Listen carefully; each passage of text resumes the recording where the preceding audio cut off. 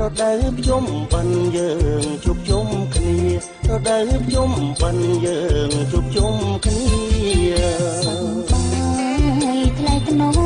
មិនមែនសើចហូរទេប្រពំនេះសប្បាយថ្លៃថ្នូរមិនមែនសើចហូរទេប្រពំនេះនាំឲ្យអង្គសង្ឃាគេឯងគ្រប់គ្នាសងរួមអិនត្រីគ្រប់គ្នាសងរួមអិនត្រីបងដឹងហើយអូនគោរពតាដូនតាមប្រពៃណីបងដឹងហើយអូនគោរពតាដូនតាមប្រពៃណីយើងយុវជននារីមានប្រពៃ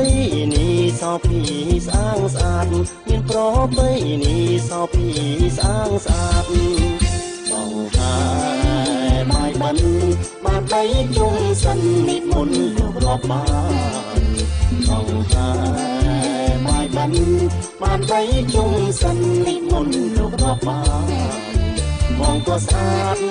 អូនក៏ស្អាតយើងខំសងបានធ្វើបុណ្យធ្វើទានយើងខំសងបានធ្វើបុណ្យធ្វើទាន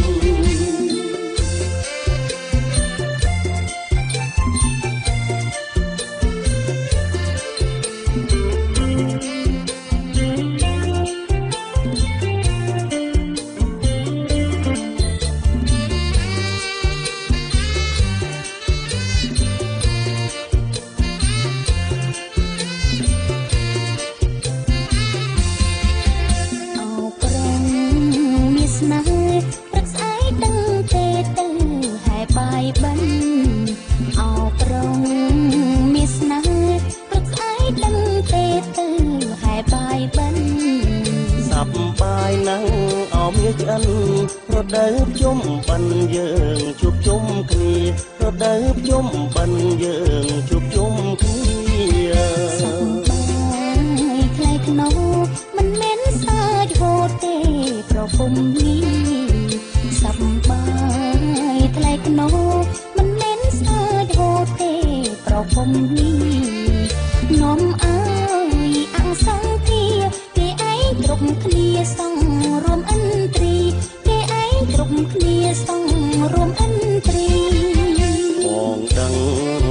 ហើយអូនគោរពតាដូនតាមប្រពៃណីបងដឹងហើយអូនគោរពតាដូនតាមប្រពៃណីយើងយុវជននារីមានប្រពៃណីសោភីស្អាងស្អាតមានប្រពៃណីសោភីស្អាងស្អាតបងហើយបាយបិណ្ឌបានបីជុំសិននិមន្តលោករាប់បាន